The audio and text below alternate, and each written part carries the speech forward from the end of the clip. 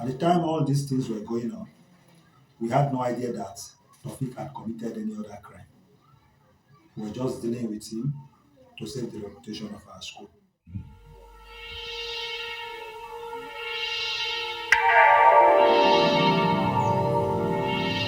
My name is Haruna Amisu.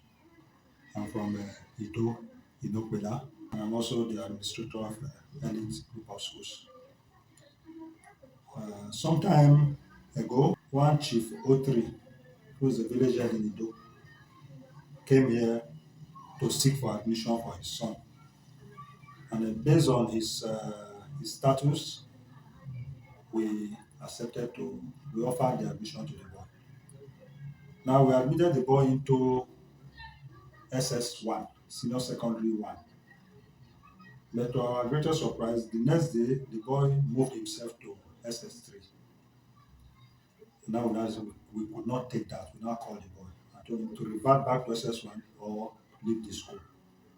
We called the father, we complained to the father intervened, and the boy actually went back to SS1. About a week later, he went back to SS3 again. What is happening here? Why we admitted you into SS1? What are you doing in SS3?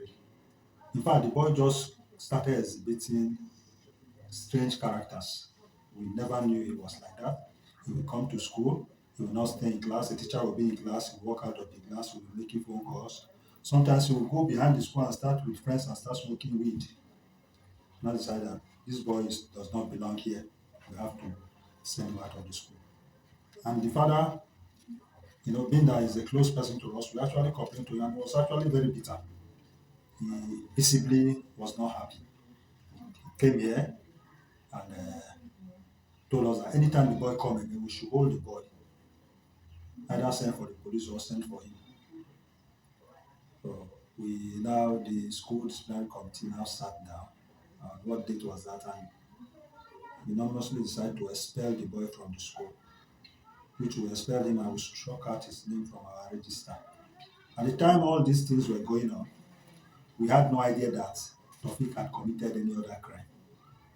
We were just dealing with him to save the reputation of our school. So we expelled him and he left and came back the next day and came to demand for a refund of his school fees. And I told him it's not possible. Besides, you did not give us any money. It was your father who came here to pay, so go and meet your father. We reported the matter to the father, and the father was actually very happy. Mr. Ojo was there. And the father actually promised us that he would not come back here again, that he was going to deal with him. He left and didn't come back for a couple of weeks. And the day, last week, Monday, that was on the 8th of this month, he just came here with one boy. And we did not know the admission. They just came, they were asking to see me. I was sitting down right here where I'm sitting now. And the principal and other people were asking. I don't know if I had asked them to come in to meet me. I don't know what they would have done to me. Or if they had met me here alone, just like you are meeting me here alone now. I'm not sure I would be alive today. Immediately I saw them, what just came to my mind, let me hold him and keep him so that let the father come to the police. I think that was what happened. Because immediately I went and I held him. The next thing, the boy they were standing together started raising his shirt up. And then we now discovered that the boy himself was carrying a gun. So we had no option than to save ourselves, and we pushed him away. Immediately we pushed him away, he brought out a machete from his waistband. He brought a very long machete and started displaying with the machete. Of course, everybody was afraid with a gun and a machete. Nobody could really get close to him. We wanted to hold him, but because he had a machete and the other guy had a gun, there was nothing we could do. That was how they went away, threatening to come back and kidnap me until I give them the school fees they were asking for, threatening to come and kill me. That was how they left, and we called the father of Chief 3, and he actually came here with the vigilante squad of Indo, and they made spirited effort to get him, but they could not get him. It was when I now went to the police station with Mr. Ojo, and I now discovered that the CPO now showed me some pictures that they are actually looking for this guy. This is what they have done. I was shocked.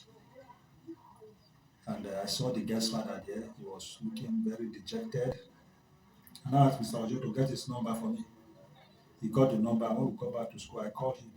Where are you? He said he was in the hospital. I said, I'm coming to see you. Is your daughter with you? He said, yes. That was how me and Mr. Ojo left the office. On our way to the hospital, I called the president of Upela in diaspora, who is Momodu Wayohe, and I asked him, do you know what's happening to you? I said, no, I now briefed him. So immediately I get there, I should send him the pictures. I sent the guest, the dad's number to him, that's the guest father, and the what do you call it?